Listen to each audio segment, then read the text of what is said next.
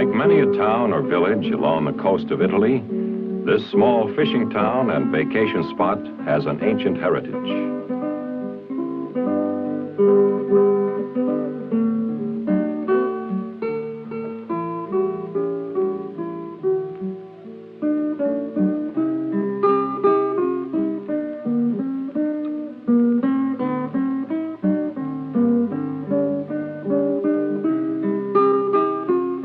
Its roots reach back into the worldly glory of the Roman Empire.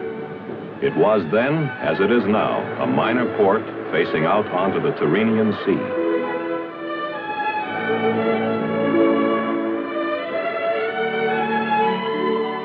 In ancient times, its name was Antium, and it was not without a degree of dubious distinction. Nero was born here, and Caligula. There is little today to recall the days of the Roman legions, and very few of the thousands of Americans who knew it during World War II would recognize its ancient name or its rebuilt, unscarred face.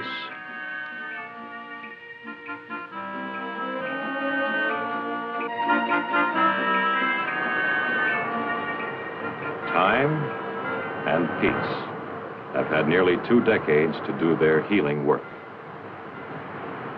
There has been peace, and much that is past has been mercifully lost to memory.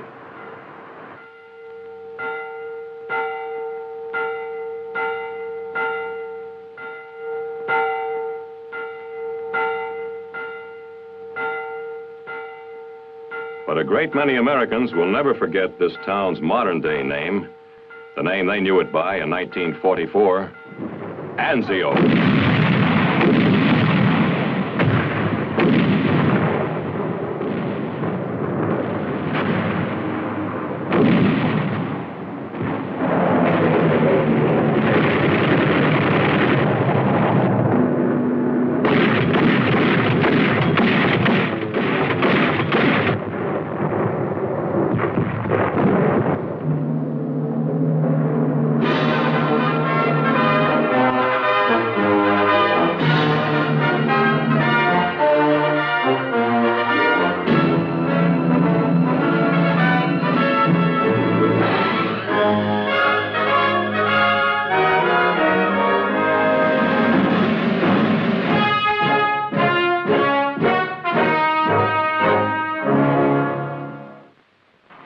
In 1943, it was one of our strategic aims to draw as many German forces as possible away from the Russian front and French coastal areas and to contain them on the Italian peninsula while liberating as much of Italy as might be possible with the means at our disposal.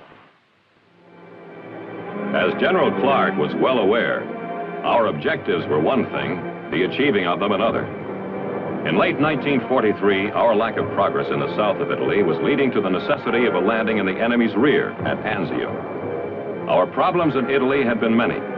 For example, there was the terrain. It was ideal for the defending enemy forces, cruelly difficult for Allied troops. Oh boy, you talk about your bad country. I mean, they didn't have but 2 directions over there. Up the hill and down the hill. Here, methods of transport long obsolete became operational necessities. It was this kind of hostile, perpendicular country which led one Allied officer to comment, "What you need to fight a war over this ground is an army of bulletproof kangaroos." The kangaroos, to be effective, would have had to be amphibious as well as bulletproof, for uncrossable rivers and blown bridges were prime facts of life. The enemy really knew his job. When those people blew a bridge, we had to start over from scratch. Some of our guys stayed wet so long, their skin puckered up like a prune. We didn't get a lot of help from the weather either, as I remember.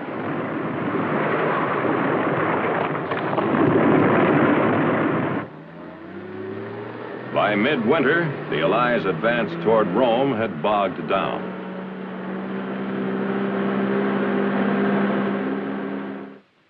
Just south of Cassino, a stalemate had developed And it was the deadlock here at the Gustav Line which germinated the seeds of the ANZIO operation. Naples, mid-January 1944. The build-up for a landing at ANZIO was underway. This would be an amphibious end run, which would put a force on the beach to the enemy's rear and much too close to Rome for his comfort. Maybe we could break the casino deadlock this way. But from the start, there were serious problems. It had the looks of a very chancy operation. For one thing, when all the begging, borrowing, and scrounging were done, there were only 38 LSTs for the sea lift. What that meant was the initial landing force was going to have to be dangerously small. 2 divisions. 2 more to come on the second trip. 6th Corps, that was us, under General John P. Lucas, drew the honor. It was a gamble for everybody concerned, but it had to be taken. By 21 January 1944, the task force was moving toward ANZIO. The 2 divisions were well chosen. The British 1st Infantry had been through Dunkirk. The American 3rd had fought through Tunisia and Sicily. But at this point, all was doubt, speculation.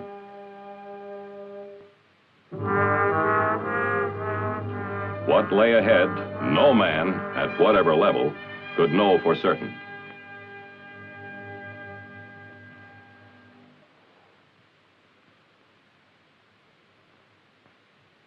By the time it got light on the 22nd, we were already putting people on the beach. I made the Salerno landing before, and I was all set in my mind for this to be just as bad. I kept waiting for them to open up with the heavy stuff, but it didn't happen. I didn't get it. But I sure wasn't complaining. Unbelievably, the landing was almost completely unopposed. The enemy's reserve divisions near Rome had been drawn south by an Allied attack on the casino front, designed to do just that. By an ironic bit of timing, the Germans had called off their 24-hour coast watch on the very night when the task force was approaching ANZIO. Equally ironic was this: we had achieved complete surprise, and we didn't know it. The only real trouble we got that day was from the air.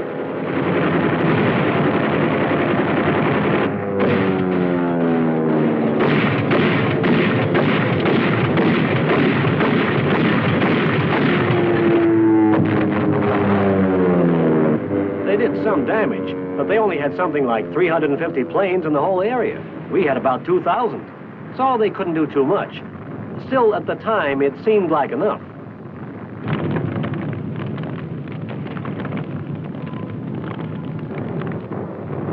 Despite harassment from the air, losses were light. The first day saw 90% of the landing forces ashore. Immediately, they began consolidating the beachhead against the enemy counterattack, expected at any moment. With his reserve divisions pulled south by the casino attack, the enemy had only ragtag fragments of units at his disposal, but he moved them up swiftly.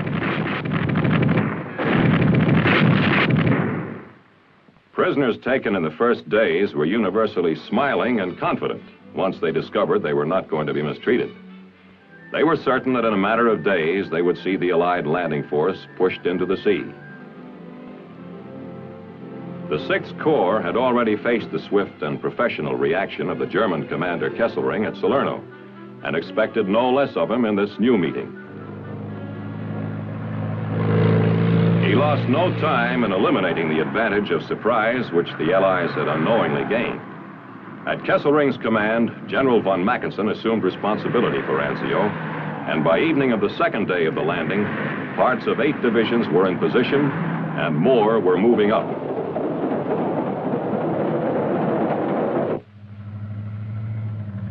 Beginning at dawn, 4 days after the first landing, the Allied force set out to push farther inland, enlarging the beachhead. The golden moment of surprise was gone. They came against rigid opposition.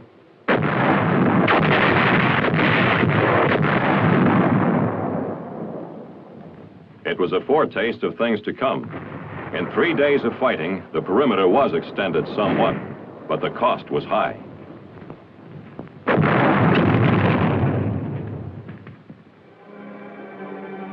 A force of 767 American Rangers trying to infiltrate and capture nearby Cisterna was ambushed. Most were taken prisoner. By now, the other two divisions of the 6th Corps had arrived, but so had the enemy. It was one of my duties as a medical officer to keep a listing of casualties for Corps headquarters. By the end of January, we had taken a total of 3,000 casualties. As a statistic, that's a straightforward figure. The mind may accept it without distress. The thing that must be remembered is this. The statistic refers to 30 times 100 human beings hurt or killed.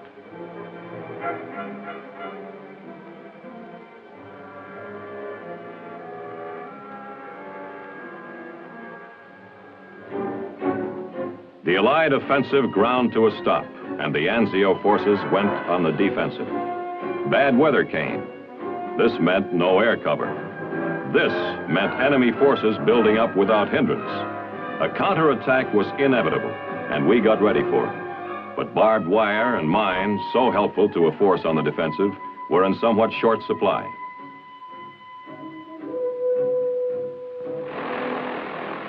The enemy intended now to make another Dunkirk of ANZIO.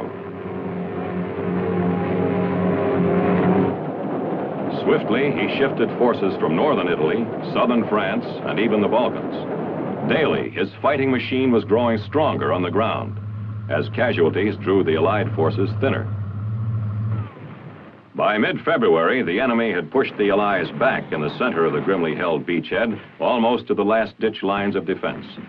The outlook, depending on which side you were looking from, was excitingly bright or very dark. Now, once again, an Allied attempt in the south to breach the Gustav line failed. The men on the ground didn't know that the breakthrough attempt was also intended to ease the pressure on the ANZIO perimeter. They only knew that enemy guns still looked down their necks from the fortified heights and that advance became impossible. With the repulse of the second Cassino offensive, it became clear. ANZIO was on its own. The crisis was here. Every resource was marshaled to meet it. When the massive frontal attacks came, we met them with a hurricane of fire.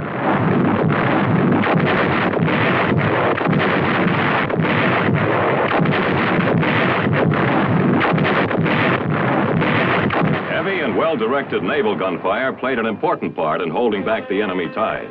The ANZIO front was so close to the sea that naval guns became infantry support weapons.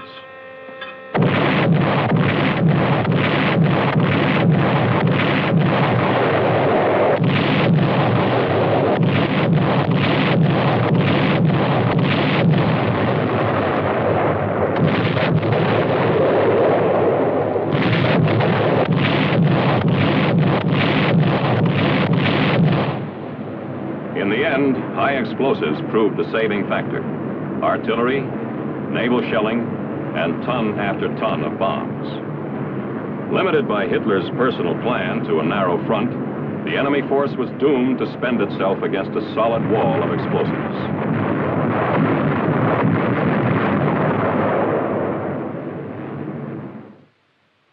Having weathered the crisis, the 6th Corps' commander, General Lucas, received a new assignment. Assistant Commander, 5th Army. The new commander of the ANZIO force was General Lucian K. Truscott, recently appointed deputy to General Lucas and former commander of the 3rd Division. What lay ahead was now up to him. This was the situation the new commander faced. He held a beachhead, but a smaller one. In the center, an ugly bulge remained, and there it stayed. The simple fact was, neither side had strength to do anything about it. Now came a strange 3-month period which no one who was there will forget. The static war at ANZIO, or as some called it, the Sitzkrieg. By now, everybody was used to living in holes. Anyway, as used to it as you can get. When we could, we'd put in the time on improvements. We used to say we had all the comforts of home, provided you lived in a muddy hole in the ground back home. Within the reduced area of the beachhead, there was now no corner which was out of range of enemy artillery.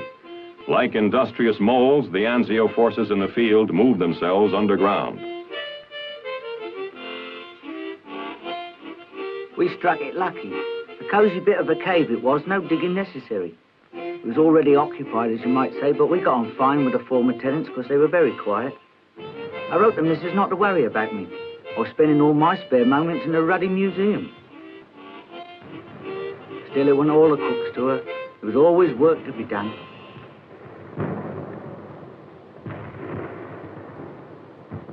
There was work, plenty. Daily, nightly, endlessly, there was the exchange of shells of varying sizes, weights, and types, fired out from and into the battered beachhead.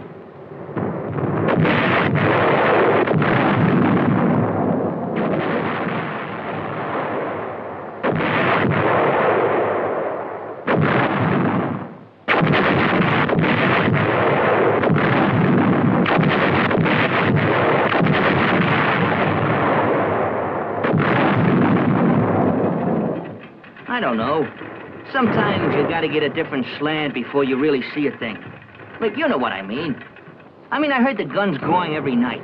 Sure, but till I got on this brass salvage detail one day, it never really hit me how much of what was going on was going on.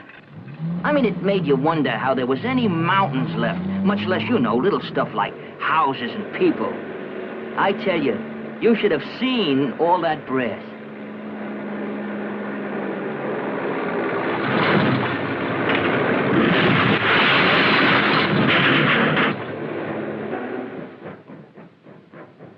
It was during this period that ANZIO Annie became especially well known, though not popular among the inhabitants of the beachhead. Actually, ANZIO Annie was not one, but two huge German railway guns, called Robert and Leopold by the men who directed their fire into every corner of the crowded perimeter.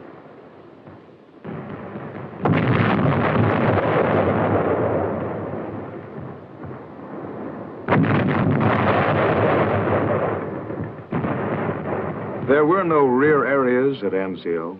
Wherever you were, if you were above ground, you could be reached by artillery. That's why you could find a strange pipe sticking about at the driveway of an Italian villa. A breather pipe, an air vent. And with the aid of the Corps of Engineers, our headquarters at ANZIO went underground.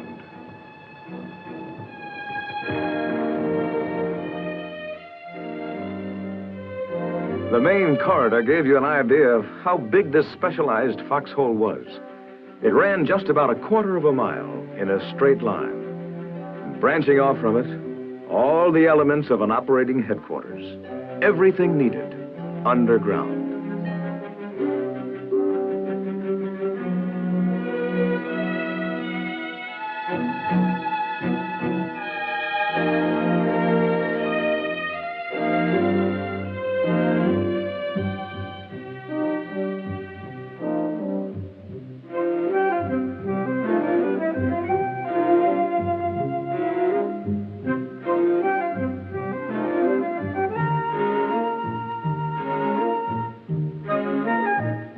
Railway tunnels, natural caves, all were put to use and glad to get them. What with bad weather, shellings, and air raids, there was a lot to be said for underground living at ANZIO. Another constant reality of the beachhead was the endless patrolling, probing, raiding.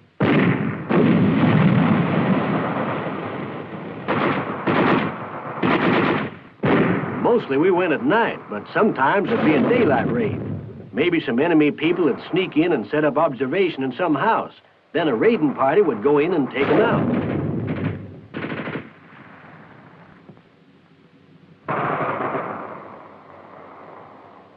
It was a regular thing. You didn't get used to it, but at least you got where you understood what you were doing.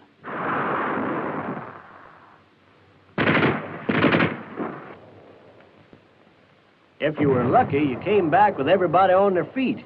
If there was a good part, that was it, when everybody came back standing up.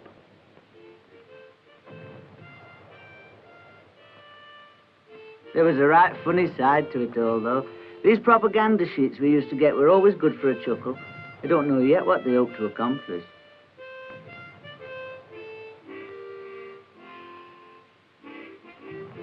As time went on, there were days when it seemed like it was my dad's war all over again.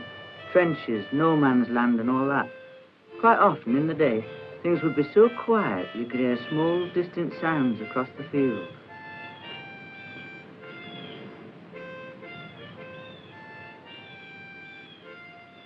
Mind you, though, nighttime was something else again.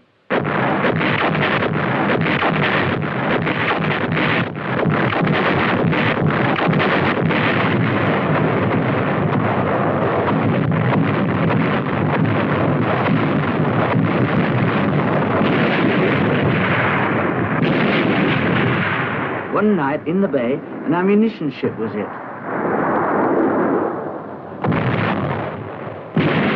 It's like a great big fireworks display. But it wasn't good to think of the people who'd been on it.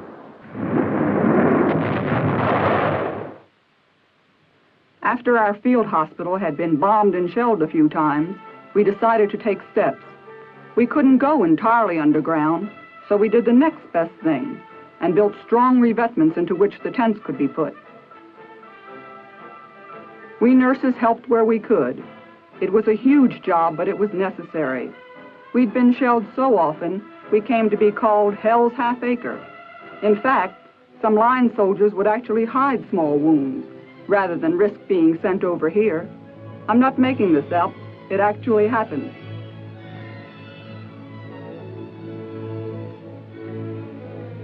Strange things happened on occasion. There was the teenage German lad we found trying to get among the ships with a one-man submarine device. He seemed much too young to be out on such business. They sent some men round to where the thing was beached to bring it in. Funny-looking thing. Really not much more than one torpedo to ride on and another one underneath to shoot. Ruddy propellers started up when they started to tow it. Livening up their afternoon, all right. Well, there were some jolly good sprinters among them lads.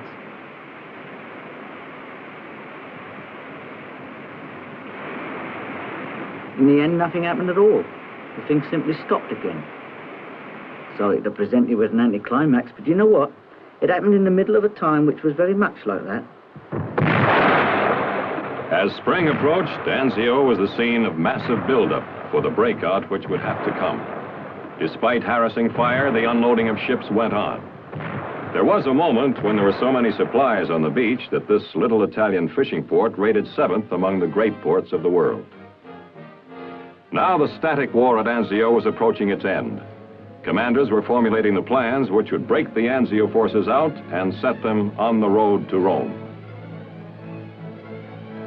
As spring came on, there were special classes in the care and use of specialized items of destruction.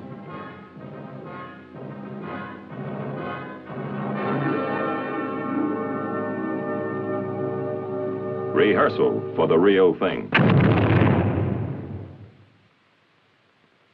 Near ANZIO, a group of American commanders gathered to witness a demonstration. The 3rd Division Commander, General Iron Mike O'Daniel, gave a graphic description to General Clark. As well he might, since it was a device of his own inventing which the officers had come to see. The old man called it a battle sled, and that was pretty accurate.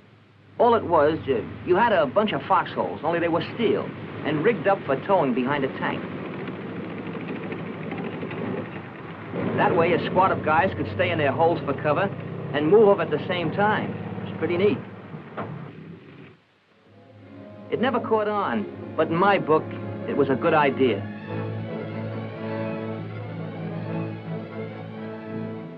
In the South, the Allied strength had grown. It was now possible to mount an all-out push against the Gustav line. It came pretty early, a feeling that this time we were going to make it. Don't ask me where we got the idea, because it was still us on the low ground and them on the high. The terrain hadn't gotten any better. Their aim hadn't gotten any worse. Just the same, the feeling was there. This time, we were going to make it.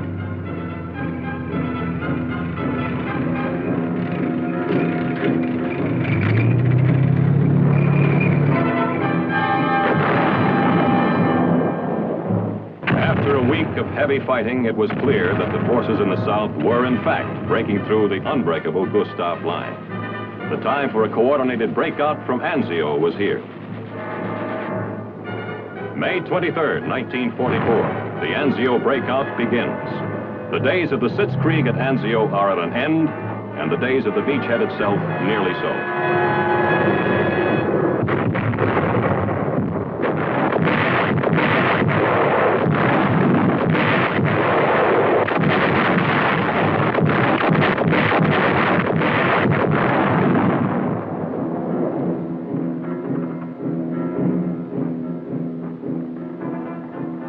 out over grounds where both sides had been planning all sorts of little surprises for each other.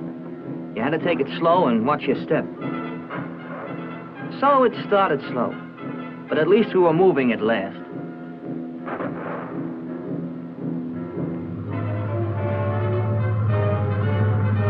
Now, after everything, here was the road to Rome.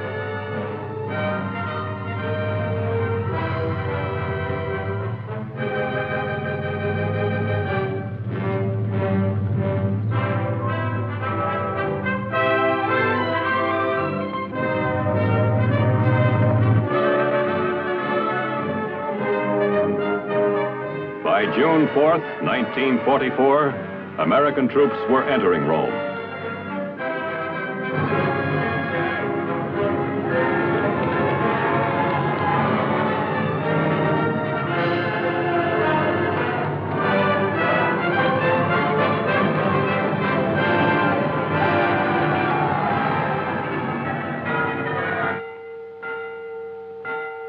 Behind lay an action over which historians could and would widely disagree in years to come. On the battered beachhead, our men had learned much. And perhaps the enemy had learned something too. He had done his best and his worst against the Americans and British at ANZIO. And it had not been enough.